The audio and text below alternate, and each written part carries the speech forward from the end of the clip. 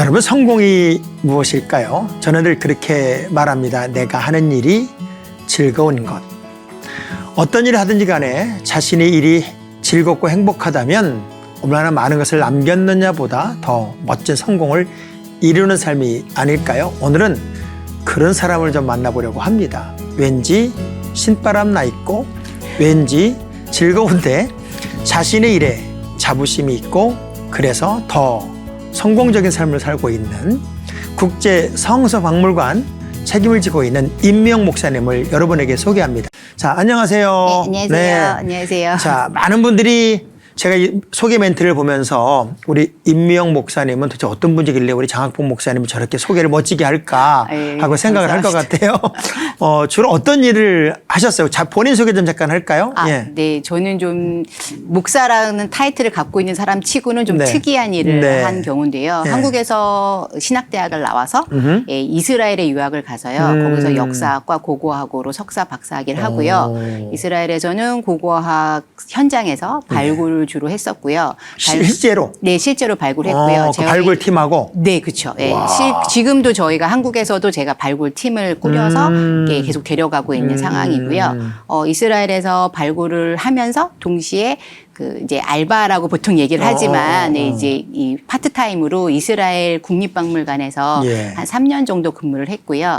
그렇게 근무를 하면서 쌓은 경력을 가지고 있어서 한국에 와서는 이스라엘에 관련된 그러니까 성서와 관련된 고고학, 그다음에 성서와 관련된 역사학, 지리학, 또 이제 제가 이제 히브리어가 가능하니까 현대 히브리어 강의 이런 강의들도 하면서요. 동시에 저희가 이제 국제성서박물관에라고 하는 박물관이 지금 인천에 있거든요. 네. 그래서 저희 박물관에서 보통 이런 박물관 계통에서는 큐레이터라고 얘기를 하는 직종이죠. 한국말로는 학예연구사라고 보통 부르는데요.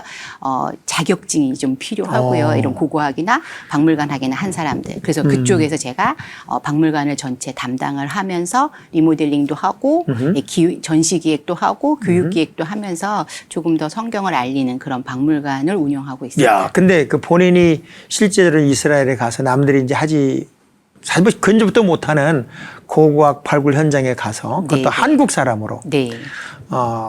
특별히 기억나는 발굴 현장의 에피소드가 좀 있어요?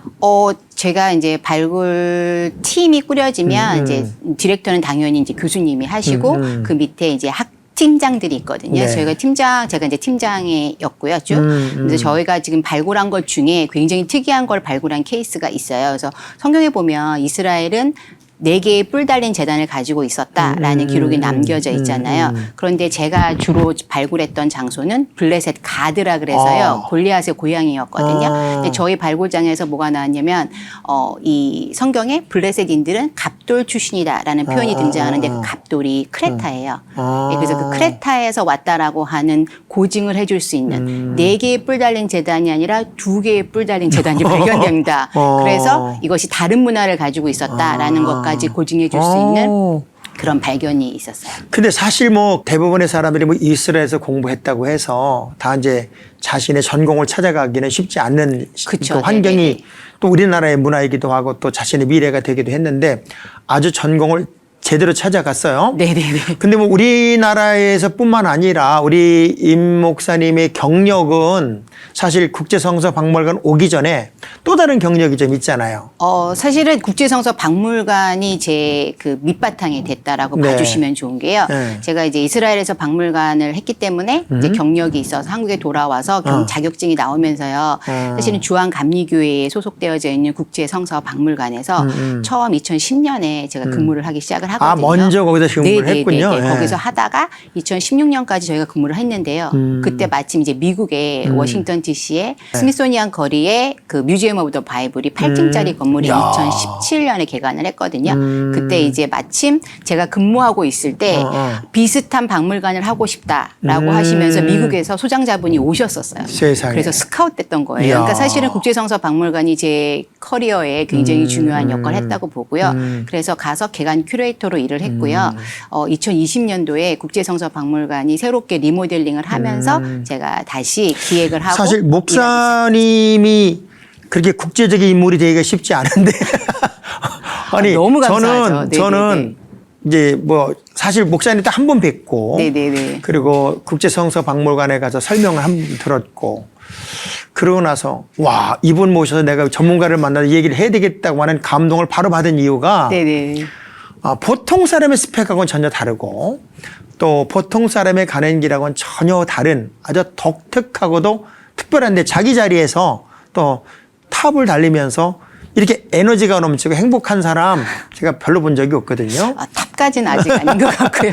근데 우리가 볼 때 우리나라에서는 네네네네. 특별히 그 성서학적으로 볼 때 박물관을 운영하거나 또 성서를 연구하거나 하는 분으로 보면은 제가 볼 때 대부분이 그냥 뭐 누가 이렇게 시켜서 자격증 대부분 없는 분들이 이 책임자를 맡는 경우가 많이 있는데 아주 전문가로서 이렇게 그 책임자리에 있다는 게 저는 되게 좋았어요. 감사합니다. 네, 좋았고 국제성서박물관은 이제 뭐 나중에 얘기하겠지만 잠깐 소개를 하면 어떤 그 박물관이에요? 국제성서박물관은 인천 주한 감리교회의 네. 한경수 감독님께서 지금은 소천하셨는데요. 그분께서 40년 동안 44개국을 다니시면서 모아오신 성경으로만 이루어진 박물관이고요. 약간 순수 성경으로만? 그렇죠. 네, 그런 박물관이 사실은 전 세계적으로 없다고 보시면 돼요. 그러니까 성경 박물관이라고 돼 있지만 가보시면 성경만 갖고 있지는 않아요. 근데 이제 뭐 물론 한경수 감독님께서 다 모신 것도 있지만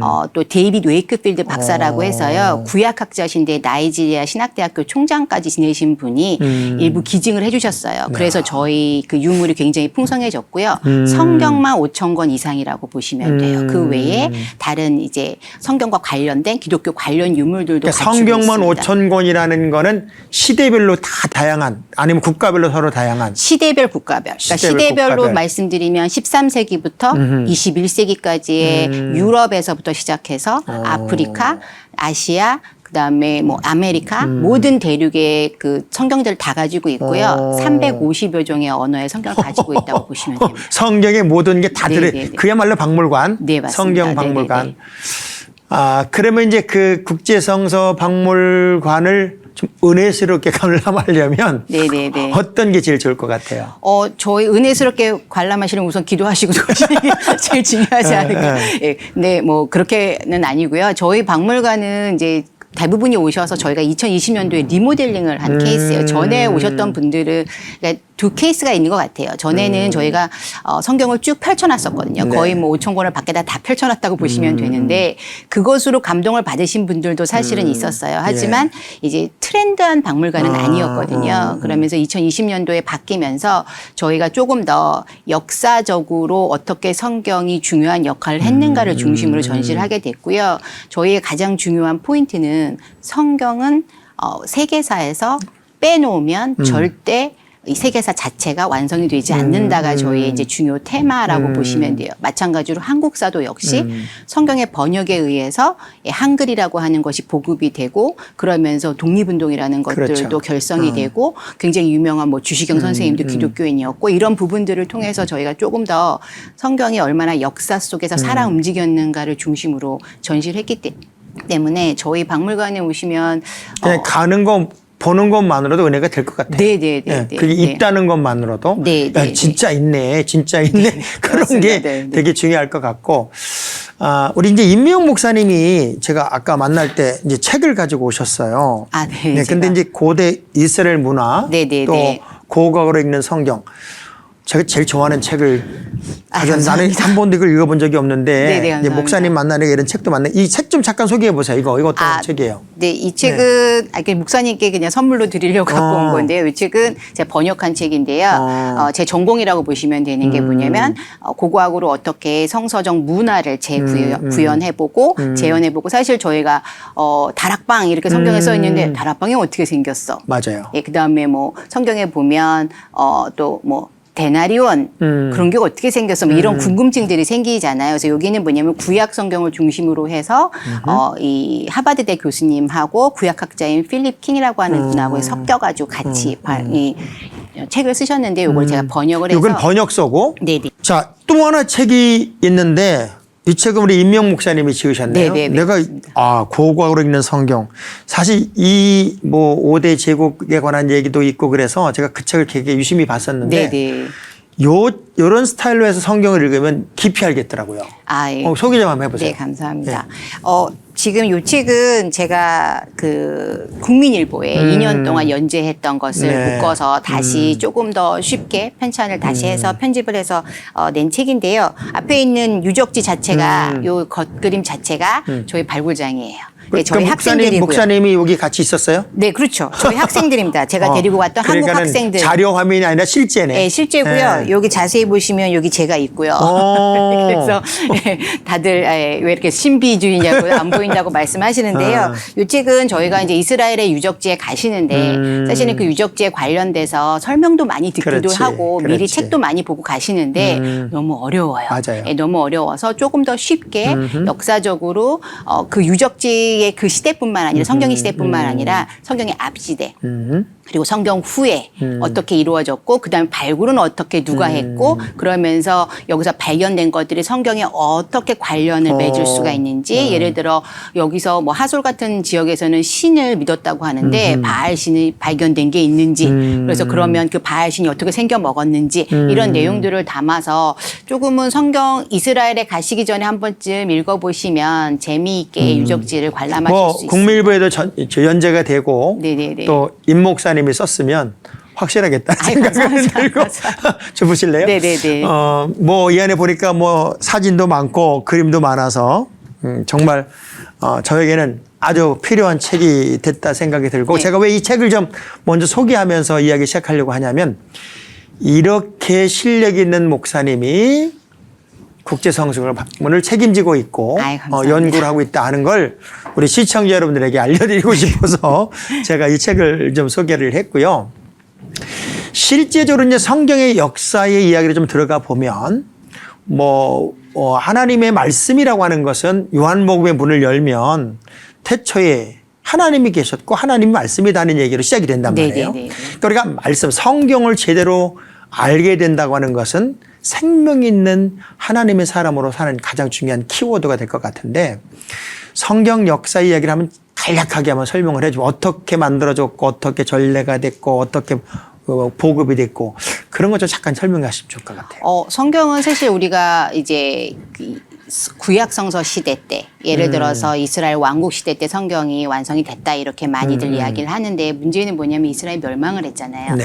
이스라엘이 586년 주전 586년에 바벨론에 의해서 멸망하면서 사실은 그들이 기록했던 성경은 남아 있는 게 거의 없습니다. 남아 있을 수 없는 게 뭐냐면 멸망한 국가에서 그렇지. 예, 당연히 정복한 국가는 그 나라의 사상을 말살하기 위해서 다 불태우죠. 그렇죠. 다 뭐 우리나라 조선실록도 불탈 뻔했으니까요. 그러니까 이제 많은 우리나라 책들도 불탄 것처럼 책은 가장 중요한 사상이거든요. 더구나 이스라엘이라고 하는 나라는 그 책 자체에 자신들의 신앙까지 담겨 있기 맞아요. 때문에 다 불태워졌고 일부는 불태워졌고 일부는 더구나 이 이스라엘의 지식층이 바벨론의 포로로 끌려갔기 때문에 거의 남은 게 없다라고 이렇게 보고 있습니다. 하지만 바벨론에 가서 그들이 기억했던 거 굉장히 중요한 포인트인데요. 성경에 분명히 구전했다라는 표현이 등장하거든요. 맞아요. 아이들에게 계속 가르쳤다. 그래서 실제로 계속 가르쳤어요. 그래서 그 가르친 것들을 다시 적고 또 편집을 하고 읽는 것들을 다시 해서 성경이 완성이 됐는데 그러다 보니까 원본이 없는 거예요. 원본이 없기 때문에 구약 성경 같은 경우에는 문제가 굉장히 심각했었고요. 그래서 많은 사람들이 성경이 다 만들어진 거다. 그렇죠? 그다음에 바벨론 시대 때 가서 야훼라고 하는 이름도 생긴 거예요. 말하기 좋아하는 사람들이 뭐 그쵸, 무슨 말을 네네. 안 하겠어요. 그런데 실제로 고고학적으로요. 이미 이스라엘 내에 적어도 7세기 경에 야훼라고 하는 이름이 그들이 사용했던 것이 확실해졌고요. 고고학적인 고증에 의해서도 야훼의 집, 그러니까 하우스 오브 야훼라고 하는 글귀가 발견되면서 성전이 실제 있었다라고 하는 것이 이제 고증이 다 된 상태예요. 네. 그런 상태에서 성경이 사라졌는데 이제부터 사람들은 성경을 그런데 그 당시에는 출판이라는 문화가 없었잖아요. 맞지. 전부 다 손으로 그렇죠. 썼으니까. 그래서 제가 이제 양피지도 이제 갖고 올 게 있는데요. 양피지에다가 혹은 파피루스에다가 성경을 썼다라고 합니다. 그래서 이제 가장 유명한 게 뭐냐면 원본도 없고 사본도 없고 925년경에 기록된 것으로 알려져 있는 알레포 사본이라는 게 있어요. 이집트에서 발견된 거. 그다음에 1008년경에 기록된 레닌그라드 사본이라는 게 있습니다. 레닌그라드에 지금 현재 전시되어져 있고요. 이런 사본들이 있는데 그 사본들 가지고는 특히 기독교의 그 구약에서 예언된 예수님에 대한 건 고증할 수가 없는 거죠. 왜냐하면 후대에 기독교인들이 삽입했다. 이렇게 표현이 되고 있었기 때문에. 너무 역사적으로 뒷얘기니까. 그렇죠. 네. 그래서 1947년에 그런데 우연한 발견이 일어나게 되면서 이사야서 전권이 발견되게 돼요. 그 유명한 사해사본의 발견이라고 하는 건데요. 뭐 워낙 유명한 이야기니까 뭐 목동이. 그러니까 그 사해사본 이야기는 임 목사님 얘기 안 하셔도 되는 게 네네네네네. 국제성서 박물관에 딱 들어가서 첫 번째 딱 앉으면 네. 사해사본이 어떻게 발견되었는지를 영상으로 볼 수가 있습니다. 그러니까 그거는 그냥 목동이 어떻게 됐다 하는 얘기로 이해를 하면 돼. 그렇게 이제 오래된 사본들이 발견되면서 이제 성경의 역사가 시작이 되는 거죠. 네, 그러면서 이제 이후에는 계속 사람들이 양피지나 파피루스에다 글을 썼는데. 그 파피루스 한번 보여주세요. 파피루스는 못 가져왔고요. 이제 양피지를 가져왔거든요. 이 양피지는 지금 찬송가예요, 사실은. 그거는. 네, 요건 쉽게 말해 양피지라는 건 양가죽이라는 거 아니에요? 그렇죠. 예, 양가죽입니다. 저희 박물관에 오시면 다시 이것도 설명을 안 해도 될 것 같아요. 왜냐하면 박물관에 가보면 양피지를 어떻게 만드는지 아주 자료 화면을 영상으로 기가 막히게 만드는, 이야, 그렇게 갈궈내는데 보니까 종이처럼 이 양피를 칼로 이렇게 긁어내는데 실제로 양피지는 굉장히 얇아서요. 비칠 정도로 얇게 비치는데 그렇게 양피지나 파피루스에다가 글을 쓰기 시작했던 그러니까 당시에 양피지나 파피루스에다 글을 썼고요. 그다음에 이제 뭐가 있냐면 그리스에서는요. 당시에 나무 판에다가 안에다가 왁스를 발라서 거기다 글씨를 썼어요. 그게 타블라라고 불렸고요. 지금의 태블릿의 어원이에요. 그래서 이렇게 펼쳐서 글씨를 썼다. 그런데 이게 왁스다 보니까 여름에는 녹고 겨울에는 깨지는 거예요. 얼어서. 그래서 유명한 얘기인데요. 율리우스 시저, 그 유명한 율리우스 시저가 가지고 다니던 양피지를 접어가지고 그 나무 사이에다 끼워서 다녔대요. 노트로 쓰기 위해서. 그러면서 개발이 됐다. 이런 얘기까지 있습니다. 하나님의 말씀이 이제 뭐 구전으로도 또 그 사본으로도 이제 발견이 되고 다양한 고증과 연구를 거쳐서 이제 어쨌든 정경으로 66권이 만들어지잖아요. 그리고 이제 전 세계에 이제 말씀이 뻗어나가면서 기독교도 전 세계화 되기 시작했는데 곧 성경의 역사가 기독교의 역사가 되고 그리고 말씀이 있는 곳에 복음의 열매들이 맺히게 되는 그런 과정이란 말이죠. 그렇죠. 그러니까 성경의 역사를 우리 크리스찬들이 제대로 한 번쯤 알아보는 건 마치 집을 짓기 위해서 기초를 탄탄히 하는 거와 똑같겠다는 생각이 들어요. 맞습니다. 근데 거기를 안 가본다는 것도 기적인 것 같아요. 그게 역사적인 순간들이 다 있다라는 거잖아요. 좀 전에 말씀드린 율리우스 시저가 그렇게 만들었는데 여기다가 성경이 그래서 사람들이 그러면은 여기다가 양피지와 파피루스를 접어서 넣어가지고 사용하면 되겠구나. 근데 그때 마침 이사야서 전권 같은 경우에 저희가 7.34m 길이 이런 이사야서 같은 경우는요 단으로 되어져 있는 거예요. 이 유대인들이 성경을 단으로 쓰기 시작한 거를 보고 단이니까 접으면 되네. 그래서 그 접는 형태가 이제 이 나무 안으로 들어오게 됩니다. 나무 안으로 들어와서 이게 책으로 묶여지는 거예요. 이게 바로 이제 많은 분들이 코덱스 성경이라고 말씀하시는데 이게 코덱스라고 불리는 라틴어로 기록된 그런 성경들이 다 지금 국제성서박물관에 있는 거예요. 그러니까 실물을 볼 수 있는 거잖아요. 그렇죠. 그리고 나서 이제 내 양피지에다가 글씨를 쓰고요. 그 다음에 그림을 그리고요. 시간이 너무 많이 걸리잖아요. 그러니까 그때 이제 인쇄가 발전하게 되면서요. 구텐베르크라고 하는 사람이 활자를 금속 활자를 만들어서 인쇄를 하기 시작했다. 근데 인쇄가 발전하지 않았다면 종교 개혁도 일어나지 않았거든요. 이런 내용들을 저희 박물관에서 역사적인 순서대로 보실 수 있도록 해놨습니다. 제가 이제 한번 우리 교인들이 이제 계속해서 반복해서 가게 될 텐데. 제가 제일 감동적이었던 게 그런 거였어요. 이제 그렇게 역사적 흐름을 이게 따라가기도 하고, 실제 우리가 그 성경에 나오는 동전도 좀 만들어 보기도 하고, 또 제사장의 제복도 기가 막히던데요. 영상으로 해서 입어보니까 사진으로 나오기도 하고, 골리앗을 던져 쓰러뜨려 보기도 하고, 그리고 실제 이런 성경이 있더래라는 우린 뭐 보지도 못했던. 그런 성경들을 하나하나 이렇게 찾아보면서 이게 목사님 혼자서 한 교회의 힘으로 이게 만들어졌다는 건 하나님의 영이 함께하지 않으면 안 됐겠다. 맞습니다. 근데 지금 실제적으로 인천시에서도 인정을 해줬죠. 네. 어떻게 된 거예요? 인천시에서도 제가 이제 시장상도 받은 적이 있고요. 그다음에 인천시에서 지원하는 저희가 프로그램들도 운영을 하고 있어요. 그래서 저희가 지금 조금 전에 말씀하셨던 그 동전을 뽑는 그런 고대 이스라엘 동전 전시는 작년에 인천시에서 지원금을 받고 저희가 전시를 한 거고요. 그냥 시에서 인정하는 박물관이 된 거죠. 그러니까. 시에서뿐만 아니라 국가에서도 국가에서. 인정하는 박물관입니다. 왜냐하면 저희는 국가에서 운영하는 여러 가지 프로그램들을 저희가 참여하고 있어서 사실은 교인들뿐만 아니라 저희가 일반 학교 아이들에게도 가서 체험을 하고 있어요. 그래서 일반 학교 아이들도 와서 박물관을 관람하고 그 관련된 역사적인 어떤 출판의 문화라든가 인쇄의 문화에 대해서 아이들하고 체험을 하는데요. 저희 나름대로 약간의 포교의 성격을 가지고 그렇죠. 있지만 드러내지 않으면서 동시에 당연히 저희 이름은 성서박물관이니까요. 어떤 새로운 미래를 위해서 또 성서의 유산을 영원히 남기기 위해서 네네. 그렇게 모으고 운영하고 건물을 짓고 이 모든 것들은 교인과 담임 목사님 또 그 설립한 목사님의 그 드림팀 같은 한 마음이 되지 않았으면 네. 어렵겠다. 예, 맞습니다. 네. 이게 어떤 국가가 할 일을 한 교회가 한 거잖아요. 네. 그리고 박수 한번 쳐줘야 돼요. 감사합니다. 감사합니다. 특별히 우리 한상호 네, 목사님, 네. 현직 담임 목사님이 또 새 건물을 져가지고 네.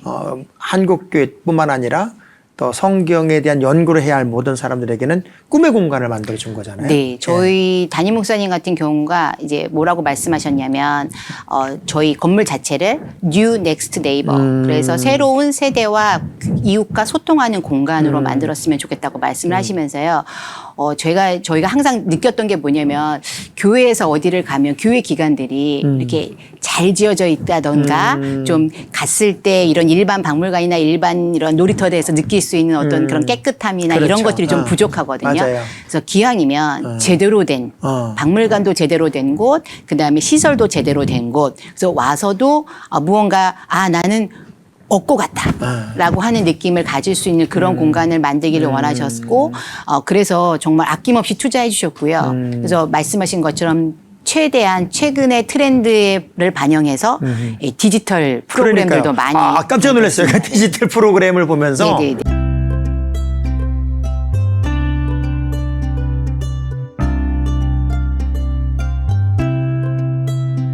앞으로 우리 그 국제성서박물관을 통해서 꼭 하고 싶은 우리 임 목사님의 희망, 네네. 그림이 있다면 어떤 게 있어요?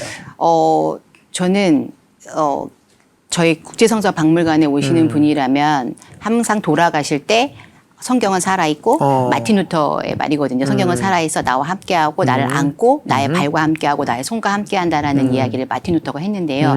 그 말씀을 꼭 기억했으면 좋겠다는 생각을 하고요. 저희는 항상 고착된 박물관을 원하진 않아요. 그렇죠. 왜냐하면 저희가 그래서 기획 전시실을 작게나마 만들어서 저희가 계속 다른 전시를 하려고 노력을 하고 있어요.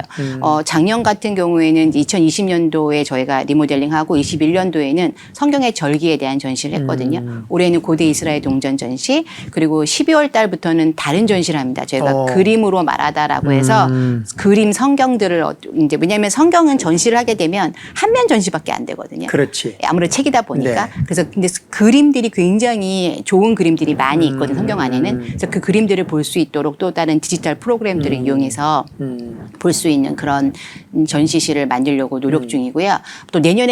또 내년에 겨울에 오시면 또 다른 전시를 계속해서 기획을 해서 한 번 오는 것이 아니라 두 번, 세 번 와도 재미있고 그다음에 성경은 저는 이제 저희 박물관의 가장 중요한 포인트 그냥 뻔한 박물관이 아니라 그러니까 영어로 FUN 그래서 뻔한 정말 재미있게 신바람 성경을 나는. 네, 그렇죠. 그러니까 우리 국제성서박물관은 계속 변화를 일으키면서 네네. 오시는 분들이 마치 성경 속으로 여행하는 네. 그런 느낌으로 만들겠다는 거잖아요. 네네네. 우리 주한감리교회나 또 한 목사님이 꼭 이걸 보실 것 같아서 네. 제가 부탁을 드리고 싶은 게 뭐냐면 보통 이제 박물관을 가면 네네. 처음에 들어가자마자 영화를 한 편 본다고요. 네네. 네, 영화 한 편을 보는데 거기도 그런 공간이 있을 것 같아요. 네네네. 거기 전체를 LED 스크린으로 싹 다시 바꿔주셔서 네네. 그 영상을 한번 그 성경 속에 들어가 보는 그런 거 하나 하고 네네네. 이렇게 보거나 또 사람들이 모이면 역으로 하거나 네네네. 이렇게 하는 그 영상실을 하나 만들면 좋겠다. 아, 그렇죠. 예, 네. 염원입니다. 네, 그래서 한 목사님 꼭 해주세요. 이거 해주시고 한국교회 정말 그 메카가 성서박물관의 메카가 되기를 제가 응원하고 기대하겠습니다. 자, 그럼 보통 이제 그 거기 관람하려고 하면 어떻게 해요? 보통? 보통은 개인적으로 오시는 분들은 화요일부터 토요일까지 저희가 10시부터 5시까지 오픈이기 때문에 그냥 네. 오시면 되는데요. 네. 단체로 오시는 분들이 계실 경우는 저희가 미리 예약을 좀 해주시면 왜냐면 도슨트라 그래서 전시 해설을 해주시는 분들이 배치가 되기 때문에. 아, 그게 개인적으로 올 때는 설명이 없고. 네네네. 그래서 극장이 있어야 되는구나. 그래서 저희가 있긴 해요. 정규 해설이 11시, 2시 반에 있는데요. 네. 그 시간에 그럼 안 맞춰 오세요. 맞춰. 예, 그렇지. 맞춰 오시기 힘드니까. 그래서 저희가 그래서 어플리케이션을 운영을 하고 있어요. 그래서 그 구글 플레이어나 앱스토어에 가셔서 국제성서박물관을 치시면 저희가 어플리케이션도 예, 만들어 놨어요. 그래서 어르신들을 못 보니까. 네네네. 그래서 이제 어르신들이 못 보시는 것 때문에 중간중간에 해설을 해드리고 있고요. 하긴 뭐 저희가 갔을 때는 단체로 갔기 때문에 또 이 네네네네. 목사님이 직접 설명을 네네네네. 해줘서 제가 감동이 두 배였는데 아이들 같은 경우는 저희가 단체로 오게 되면 체험 교육을 하거든요. 체험 교육도 그래서 하고. 활동지를 풀기도 활동지도 풀고 그다음에 뭐 파피루스에다가 성경 말씀을 써서 등을 만드는 그런 그거 내가 만든 거 하나 프로그램들도 거기다 있고. 보여줘야 되겠다. 기가 네네네. 막히게 하나 만들었는데. 글씨를 너무 잘 쓰셔가지고.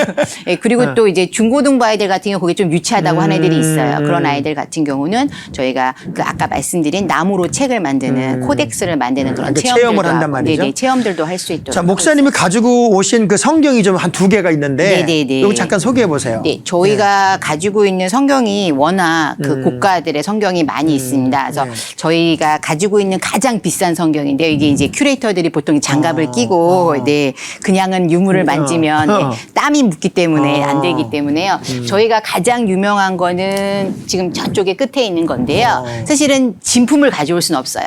예, 1611년에 킹 제임스 버전 초판이고요. 영인본이라고 보통 얘기를 하고요. 영인본은 가장 똑같이 만든 것, 아주 똑같이 만든 것을 저희가 가지고 왔는데 1611년짜리는 지금 현재 전시가 되어져 있고요. 전 세계의 킹 제임스 성경 초판은 한 200권 정도만 남겨져 있는 것으로 알려져 있습니다.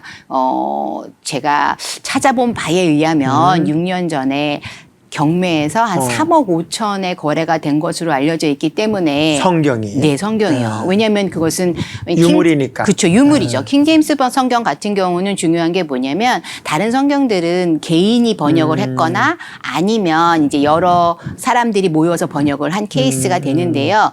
이 킹 제임스 성경 버전 같은 경우에는 옥스퍼드라든가 웨스트민스터라든가 캠브리지 대학 신학자들과 교수들이 다 같이 모여서 47명이 모여서 번역을 한 거예요. 그러다 보니까 영문학적으로 굉장히 뛰어나다라고 알려져 있고요. 왕이 직접 그래서 흠정역이라고 보통 얘기를 하잖아요. 그렇죠. 왕이 제정을 해서 번역하도록 만든 것을 흠정역이라고 하거든요. 흠정역은 거의 흔하지 않은 거기 때문에 굉장히 중요한 성경이고요. 또 영국 국교회에서는 지금도 가장 중요한 성경으로 이렇게 알려져 있는데요. 저희가 초판을 보실 수 있습니다. 와, 네. 이거는? 네, 요거는 뭐냐면 저희가 저희 박물관에 오시면 구텐베르크 성경 초판 겉표지를 보실 수 있어요. 제가 봤어요. 나무. 네, 나무로 나무로 된 된 거. 거. 그 앞에서 말씀드린 코덱스라고 하는 그렇지, 그렇지. 형태의 나무에다가 징을 박아서 장식을 하고 가죽 장식을 한 그런 성경책들을 보실 수 있는데요. 이 성경은 저희가 이 웨이크필드 박사님을 통해서 저희에게 들어온 것으로 알려져 있는데요. 이 성경이 지금 이렇게 펼쳐서 보시면 이게 전부 다 금속 활자로 인쇄가 된 거고요. 요 중간중간에 있는 그 색깔이 있는 것들은 전부 다 손으로 쓴 건데요. 요게 지금 저희가 봤을 때는 보통 구텐베르크 성경이 42행이 성경인데요. 요 성경은 41행 성경이에요. 그래서 40년에서 1450년에서 1455년 사이에 구텐베르크가 42행까지 왜냐하면 종이가 너무 많이 들어요. 그렇지. 예, 그래서 최대한 당시 종이가 워낙 비쌌기 때문에 최대한 줄여서 예쁘게 구성할 수 있는 게 42행이었던 건데요. 그 전에 40행, 41행을 연습을 했다라고 알려져 있고요. 그 이후에도 41행 성경들이 구텐베르크 성경들이 출판이 된 것으로 알려져 있는데 그래서 이제 아직 확실하지는 않지만 있지만 저희가 1450년에서 55년 사이에 연습한 성경이거나 아니면 1460년에 41행 성경이거나 안타까운 건 앞부분에 요런 데 설명이 있어야 되는데 없는데요. 대신 뭐냐면 뭘 써놨네요? 여기에 보면 이 성경이 어느 정도의 고증성이 있다라고 해서 여기 지금 보시면 1450년에 1455년에 쓰여진 것일 수도 있다라고 하는 글이 적혀 있고 구텐베르크의 얼굴이 있는 것으로 봐서 어느 정도의 어떤 고증은 가능하지 않을까라고 생각하는 성경도 갖고 있어요. 세상에. 오늘 우리가 이제 성경에 관한 얘기를 쭉 들으면서 네네네. 이렇게 어마어마한 성경을 우리가 처음에 예수를 믿거나 또 크리스찬이 됐을 때는 굉장히 가치를 가지고 네네네. 읽고 우리 어머니 시대는 계속 내리 읽었잖아요. 네네네. 내리 읽을 때가 좋았대요. 왜냐하면 내리 읽을 때는 이렇게 읽으니까 다 맞습니다. 이렇게 긍정을 했대요. 덜 졸고요. 네, 덜 졸고. 근데 옆으로 읽으니까 다 부정을 하더래 지금. 아닙니다. 아닙니다. 그러는데 네네. 성경의 가치를 우리가 얼마나 더 소중히 여겨야 될지에 대한 생각이나 어떤 의식들이 좀 쇠퇴해져 가는 때에 우리 임 목사님이 이 성경에 관한 아주 중요한 가치 또 역사적 이야기 그리고 이것이 국제성서박물관에서 무엇을 얘기하려고 하는지에 대한 어떤 그림까지도 다 설명해서 참 고맙다는 생각이 들고 한국교회 모든 성도들이 한 번쯤은 좀 성경에 대한 깊이 있는 연구 그리고 성경의 가치에 대한 어떤 가슴에 이렇게 집어넣는 도전이 필요하겠다는 생각이 들었어요. 네네네. 한국교회에 바라고 싶은 게 좀 있을 것 같아요.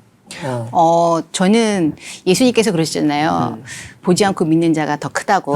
그런데 저희는 예수님이 아니거든요. 저희는 그야말로 도마거든요.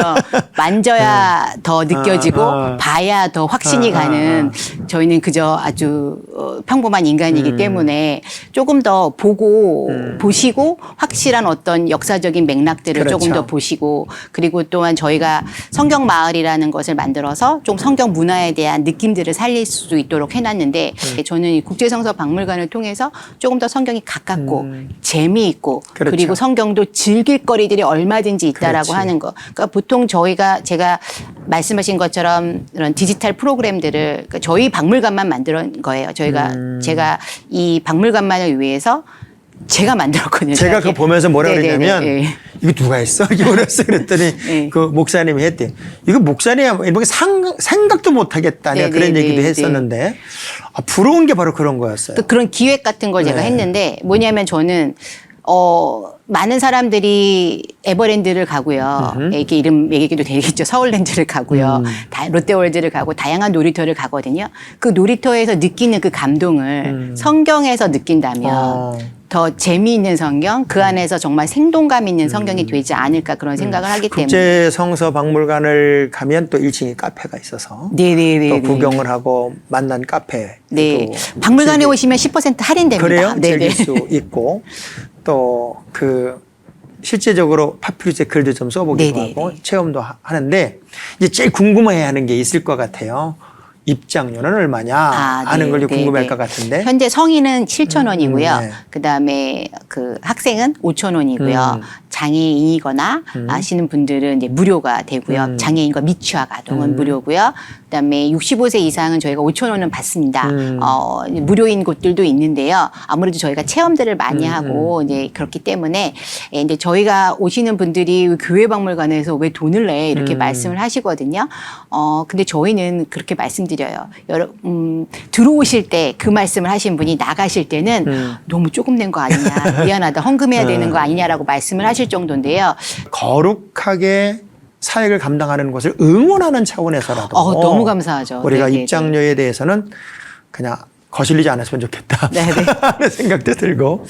저희가 20명 이상일 경우에는 할인도 있고요. 그래요? 네, 그다음에 저희가 체험 같은 경우에는 12,000원에 운영을 하고 있는데 이미 할인을 한 거예요. 왜냐하면 파피루스 자체가 저희가 6,000원에 판매를 하고 있는데 합쳐서 하니까 활동지까지 하고 그렇지. 아이들 같은 경우 그래서 사실은 그렇게 그 일반적인 박물관에 뭐 유명한 유물들 갖고 왔다고 해서 가보시면 보통 15,000원, 2만 원 하거든요. 사실 기독교 박물관은 잘 된 데를 찾기 쉽진 않아요, 사실.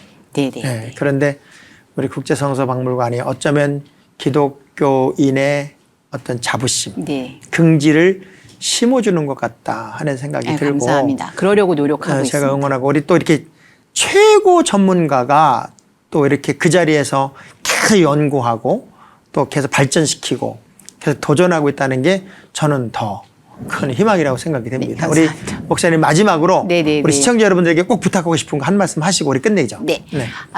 저희 국제성서박물관에 오시면 성경을 재미있고 그리고 유익하게 즐기실 수 있는 공간으로 만들려고 노력합니다.